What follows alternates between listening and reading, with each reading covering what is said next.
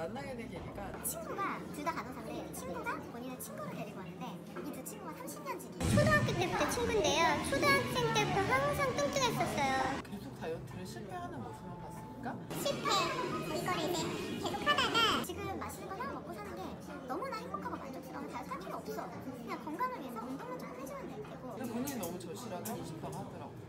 비주얼 때문이 아니라 82년생이면 나랑 한 살 차이니까 30대 후반으로 넘어갔으면 건강적인 문제가 일단은 가장 크게 오고. 그래서 처음 클래스를 들었던 날이 지난주 화요일이었는데 숨쉬기가 너무 힘들었다. 산소가 너무 부족하다는 걸 자기가 느꼈다는 거지. 그래서 이제 자연스럽게 이걸 시작하게 된 거지.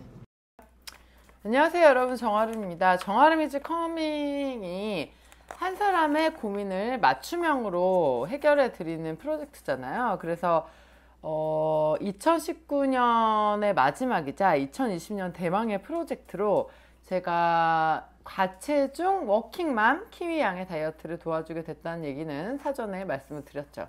그래서 지금부터는 그 키위양이 일주일간 2.7kg를 감량할 수 있었던 그 비법을 여러분들과 함께 공유하고자 합니다. 좀 더 정확하고 좋은 정보를 드리기 위해서 실제로 어떻게 했는지를 좀 세세하게 설명을 해드리려고 해요. 정확히 다이어트가 시작된 12월 5일에는 제 저녁 수업을 듣고 체중을 재고 사진을 찍었는데 체중은 일단 첫 체중은 87.50을 기록했어요. 얼마나 빠질지 한번 일주일에 그 정리 내용을 함께 해보겠습니다. 12월 6일이 본격적으로 시작이 되면서 다이어트가 시작이 됐는데 아침 식사는 고구마를 무제한 먹는 것으로 정했어요. 왜냐하면 근데 다이어트를 하는데 왜 고구마를 배부를 때까지 먹으라고 하지? 라고 의아해하시는 분들이 계실 것 같은데 이 키위양 같은 경우는 굉장히 오랫동안 과체중이었던 이유가 이 친구가 밀가루를 진짜 좋아해요. 국수, 빵, 그리고 군것질을 너무 좋아해서 그래서 다이어트를 계속 실패하고 살이 찐 케이스이기 때문에 일상에서의 저탄수화물 식단을 괴롭지 않게 유지할 수 있는 방식으로 가기 위해서 일단 처음부터 탄수화물을 다 빼버리는 방식의 다이어트 대신 그나마 혈당을 급격히 올리지 않을 수 있는 몸에 좋은 탄수화물 위주로 골라 먹을 수 있게 해서 아침의 경우 에너지원으로 쓸 수도 있으면서 탄수화물에 대한 그 갈증을 조금은 내려놓을 수 있게 그래서 고구마를 선택을 했어요. 그나마 이 친구가 먹을 만한 건 고구마라고 얘기하더라고요. 그리고 고구마를 실제로 너무 많이 사놨대요. 다이어트 하시는 여성분들이 이해하시겠지만 집에 왕창 사놓은 게 있으면 그걸 또 버리긴 아깝잖아요. 그래서 기왕에 고구마를 활용해서 하기로 했다는 거. 그리고 그럼 고구마는 왜 양을 무제한으로 먹나? 하고 의아해하시는 분들도 계실 것 같은데 이게 사람의 심리가 묘하거든요. 처음부터 100g, 200g을 정하면 일단 100g, 200g이라는 수치에서부터 압박이 밀려와요. 괜히 더 배가 고프고 막 짜증이 나고 그러는데 그냥 마음 편하게 먹으라고 하면 스스로 처음에는 그게 안 될지 몰라도 시간이 지나면서 양을 컨트롤할 수 있어지거든요. 그래서 일단 출근하자마자 먹게 되는 아침에 고구마의 경우는 그냥 편하게 먹어라 라고 했어요. 뒤에 제가 사진을 올려드린 걸 보면 아시겠지만 그 고구마의 양이라는 건 달라지게 되거든요. 그래서 고구마를 무제한으로 먹는 것으로 시작을 했고 점심시간 같은 경우에는 이 친구가 병원에서 근무를 하기 때문에 1시가 점심시간이에요. 직장인들은 보통 다 같이 점심을 먹으러 간다는 그 사회생활의 맹점을 갖고 있기 때문에 이 친구가 따로 뭔가 당장 다이어트를 시작했다고 해서 다이어트 식단을 따로 짜가서 먹는 건 불가능했고 가장 현실적으로 뭔가 다이어트를 괴롭지 않게 끌고 갈 수 있는 방법은 사람들하고 다 같이 먹으면서 혼자서 할 수 있는 다이어트 방식이었기 때문에 우리가 정한 룰은 일반적인 음식을 다 먹되 밀가루, 밥, 그리고 과한 탄수화물, 설탕이나 그런 류를 제외한 단백질, 지방, 그리고 채소류의 반찬들은 오케이. 이렇게 룰을 정했습니다.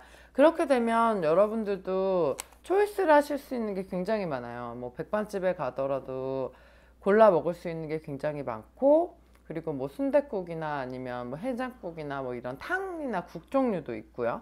그리고 당연히 샐러드나 이런 건 될 거고 그래서 점심시간의 룰은 탄수화물을 뺀 좀 자유로운 식사로 내가 생각을 하면서 먹을 수 있게끔 가이드를 주는 것이었는데, 문제는 이제 12월 6일 날 이 친구가 회식이 있었습니다. 그것도 뷔페에서.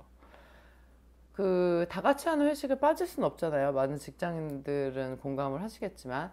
근데 이제 공교롭게도 뷔페에서 회식을 한다는 게 가장 큰 태클이었는데, 일단 저탄수화물의 식습관을 만들어야 하는 취지가 있기 때문에, 뭐 저탄수화물이 아닌 음식들, 뭐 이 친구가 좋아하는 뭐 스파게티라든지 이런 거를 적당량 드세요, 이런 거는 이 친구한테는 적용이 안 돼요. 적당량을 먹을 줄 알았으면 살이 찌지 않았겠죠. 적당량을 먹었겠죠. 그렇기 때문에 그냥 안 먹는 걸로, 탄수화물을 안 먹고 대신 먹을 수 있는 거는 자유롭게 골라 먹는 걸로. 그러면 조금만 생각을 바꾸면 뷔페에서도 먹을 수 있는 초이스는 굉장히 많거든요. 그러나 이 친구는 이제 처음 다이어트를 이렇게 해보는 거기 때문에 음식에 대한 개념도 없고, 아직까지는 먹고 싶은 것들도 많고, 그래서 약간의 실수를 범하긴 했지만, 그래도 내가 뷔페에서는 먹을 수 있는 것들, 고기나 해산물, 뭐 생선류, 그리고 샐러드, 뭐 치즈, 이런 지방과 단백질 위주로 의외로 초이스를 할 수 있는 게 굉장히 많다. 그리고 다이어트를 하면서 이런 걸 골라 먹을 수 있는 게 어디냐, 이런 생각으로 접근을 하시면 뷔페에서의 다이어트도 심하게 망치지 않을 수 있을 것 같다는 조언을 해드리고 싶어요. 그리고 참고로 이제 살이 약간 찌신 분들이 다이어트를 할 때 뷔페에서 가장 실수하시는 건 처음에는 참고 들어갑니다. 오늘은 안 먹어야지 결심을 하고 들어가서 일단 풀을 잔뜩 가져와요. 그리고 풀을 먹어서 배를 채우지만 결국 터져서 두 번째, 세 번째 접시에서는 결국 다 갖다 먹게 되는, 그러니까 내가 먹었던 풀이 아무런 영향을 주지 않는 이런 현상들이 발생하는데, 뷔페를 가시게 되면 다이어트를 망치고 싶지 않다면, 그리고 먹는 즐거움도 포기하고 싶지 않다면 풀만 갖다가 배를 채우는 행동은 NO. 내가 먹을 수 있는 것들, 그러니까 탄수화물을 배제한 뭐 지방이나 단백질은 조금 여유 있게 갖다 드시는 걸로 하시면은 뷔페에서도 다이어트를 사수하시는데 크게 어려움이 없으시리라 생각이 돼요. 잘한 거는 이제 12월 6일 날 이 친구가 이렇게 먹고 운동을 갔어요. 운동을 가서 운동을 열심히 했습니다. 근데 이럴 경우에는 많이 먹었기 때문에 유산소 운동하는 건 무의미하죠. 뒤편에서 제가 좀 더 이 친구가 주고받았던 카톡의 설명을 좀 더 해놓지만, 음식을 먹었을 때는 무의미한 저강도의 유산소 운동은 도움이 되지 않아요. 오히려 고강도의 근력 운동으로 빠르게 탄수화물을 소진시키는 것이 다이어트를 조금 더 사수하고 망가진 몸을 좀 더 정상 컨디션으로 회복시키는데 훨씬 더 도움이 되는 방법이니까, 많이 먹었다, 폭식을 했다, 먹은 후에 운동한다, 그럼 뭐다? 유산소 아니고 근력 운동. 이렇게 정리를 하실게요. 자, 그래도 먹었지만 운동을 했으니까 이제 첫날은 잘했다 치고 다음날로 넘어가는 게 이제 12월 7일 일요일인데, 일요일이 제가 좀 걱정을 했던 날이에요. 왜냐면 집에 있고 이제 집엔 애들도 있고, 이 친구가 애가 셋이기 때문에 애들도 있고 그런 가족 식사도 있고 이제 여러 가지 일들이 있는데, 아니나 다를까 점심에 빕스를 가는 비상사태가 발생을 했어요. 빕스도 마찬가지, 뷔페랑 약간 같은 맥락인데, 빕스는 우리가 흔하게 갈 수 있는 패밀리 레스토랑이잖아요. 근데 이것도 이제 시선을 조금 달리하면 다이어터들에게 빕스는 나쁘지 않아요. 왜냐면 일단 연어를 무제한으로 먹을 수 있고, 그리고 스테이크를 시킬 수 있고, 그러면 벌써 연어랑 스테이크만 먹어도 기본적으로 어느 정도는 배가 부를 수 있거든요. 그리고 각종 채소류, 뭐 샐러드류 이런 거 많고, 내가 뭐 피자라든지 그런 게 드시고 싶으시면 그냥 치즈를 떼어 드세요. 그러면 됩니다. 타코를 먹고 싶다? 타코 속만 드세요. 밀가루나 이런 것만, 탄수화물만 빼는 걸로.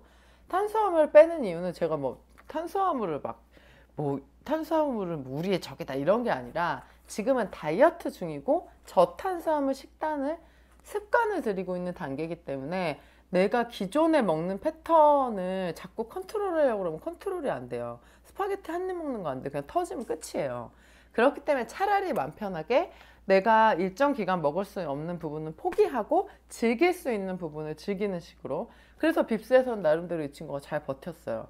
물론 중간에 뭐 타코가 먹고 싶다, 스파게티가 먹고 싶다, 꼬막 비빔밥이 먹고 싶다라고 하기는 했지만, 그 유혹을 잘 견뎌내고 할 수 있었던 건 랍스타도 먹을 수 있었고, 연어도 먹을 수 있었고, 피타 등등의 음식들을 다 먹을 수 있었거든요. 그래서 빕스에서 그렇게 점심을 먹고 저녁 때 이제 고구마를 먹었는데, 저녁 때 고구마를 먹는 부분은 많은 분들이 다이어트를 하시면서 저녁 때 다이어트를 하기 위해서 나도 고구마를 먹어야지 이렇게 생각을 하실 수 있겠지만, 저녁 때 먹는 고구마는 도움이 되지 않습니다. 왜냐하면 탄수화물은 우리 몸에 들어가서 에너지원으로 사용이 되는 영양소죠.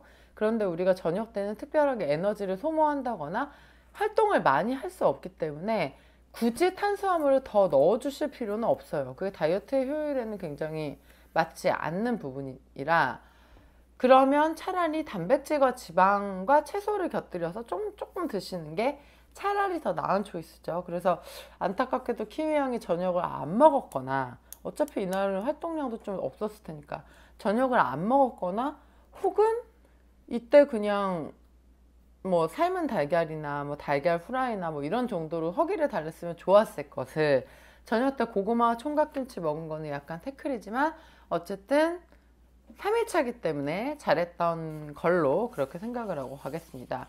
그래서 쭉쭉쭉쭉 아침에는 고구마를 먹고, 아침엔 고구마를 먹고, 점심 때는 일반식 중에 탄수화물을 배제한 식단으로 조금 내가 탄수화물을 적게 섭취하면서 스트레스를 덜 받을 수 있는 쪽으로 계속 소통을 하면서 다이어트를 했어요.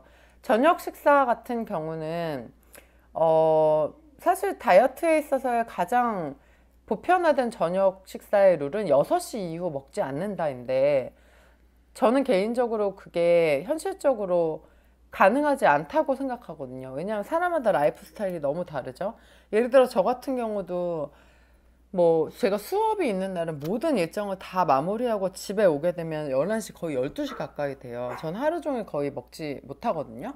그렇게 됐는데 저한테 6시 이후에 먹지 말라고 그러면 그건 저한테 굶는 식으로 다이어트를 하라고 하는 건데, 뭐 하루 이틀이야 굶을 수 있겠지만 계속 장기간을 그렇게 굶으면서 다이어트를 할 수는 없겠죠. 특히나 이 친구 같은 경우에는 애도 키우지, 아침에 9시까지 출근하려면 집에서 7시 정도에 나와야 되지, 넷플릭스나 아니면 휴대폰을 보면서 지하철을 타고 꾸역꾸역 출근해서 9시에 근무를 시작해서 6시에 끝나고 6시에 끝나고 다시 운동을 하고 집에 11시에 도착하는데 저녁을 먹지 말라는 건 이 친구한테 그냥 다이어트를 포기하라고 얘기하고 시작하는 것과 같아요. 그래서 저녁 식사에 대한 시간 제한을 두지 않고, 대신 저녁 식사에서는 탄수화물을 완전히 배제한 지방과 단백질에 충실한 식단, 채소를 곁들인 지방, 단백질의 식단으로 그렇게 해서 운동이 끝나고 피곤하게 집에 들어가도 내가 골라 먹을 수 있는 게 있다라는 위안을 가지게 함으로써